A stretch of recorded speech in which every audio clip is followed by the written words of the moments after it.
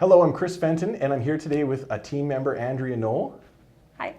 And Andrea is a buyer's specialist with our team, which makes her an expert in buying real estate. And I happen to be a listing agent for our team, so we have kind of not opposing, but certainly different points of view of the real estate market, which we hope will make this fairly interesting in terms of some answers. What we're going to go over with you today is one of the most common questions we get, which is what can I do to increase the value of your home?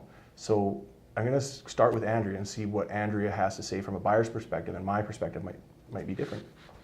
Yeah, definitely. I think that there are a few things that buyers look for in a house that could make a difference to whether they want to move ahead with it or not. For instance, a kitchen is a main focus for a lot of people. They like a modern kitchen, definitely. It's new counters, fresh paint. Even if they're older cupboards, they can just be, painted up nice with some new handles, quite inexpensively, and that goes a long way. Bathrooms as well. A modern bathroom, nobody really likes to see the old, tubs with mold, and at least maybe even just recaulk. That makes a difference too. Right. Some little simple things like that. And it's interesting because Andrea's the one out showing homes to people and helping them buy houses all the time.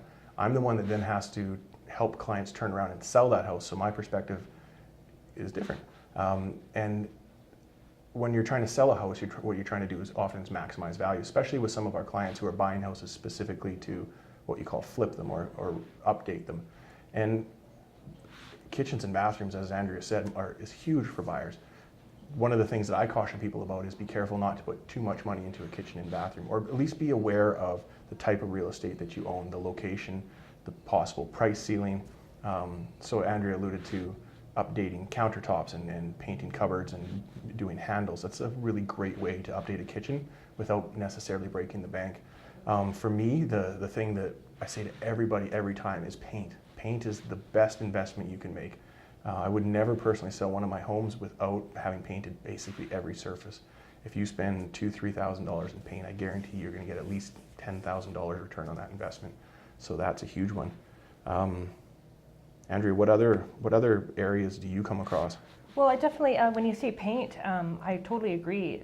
A lot of our houses here are older, as everyone knows, and some of the basements can be a little dark and uninviting. So I've noticed a few people have, just painted the whole, even like the rafters, the walls, the concrete. It makes a world of difference. It's really a lot more welcoming, and suddenly you want to go down there and maybe put your storage down there and Christmas decorations and whatnot.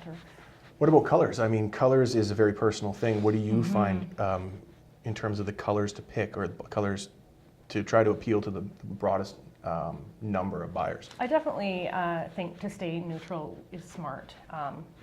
Right now there's trending like a lot of gray tones and beiges, and I think that's smart to kind of stick within those parameters. Right. Yeah, I would agree completely. I mean, it's okay if it's a bathroom or something, spruce it up a little bit, maybe do that one blue, or, maybe don't go so far as where it's going to turn off the odd buyer. Right, really, really good advice.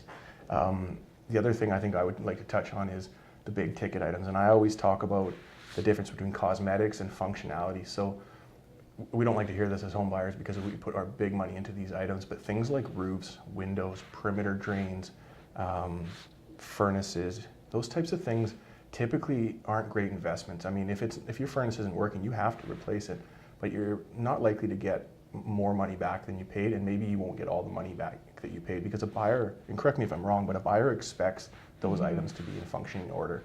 They don't need them to be brand new, they just want them to be functioning. So upgrading to a $10,000 heat pump in some houses might be a great idea, but you have to be careful, because if you're in the mid price range or the average price range, that you may not get that $10,000 back. Would you agree with that? I totally agree. Yeah, there's very few buyers that want to spend more to get what they expect should be, built into the house, like a functioning furnace or, windows that don't leak.